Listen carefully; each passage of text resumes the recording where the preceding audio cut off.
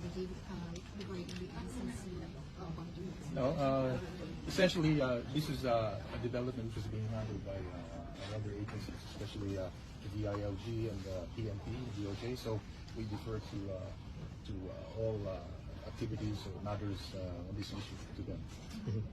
Once he's been behaved, so what would be the procedure plan of the I'm really not familiar with the procedure because, as you know, we're not a member of the NCC. So, in fact, we've not been in communication with them ever since we left. Once trial begins, sir, ano yung magiging role ng Philippine mission natin sa... Oh, I don't know. I can't speculate. We have to see how events unfold. But I think the best is to ask the agencies which are directly involved. Sir, may any directive ba from the President regarding this sa post natin? Sir, kailan expected yung pagdala sa kay President Duterte? I'm not really familiar. I can't really answer.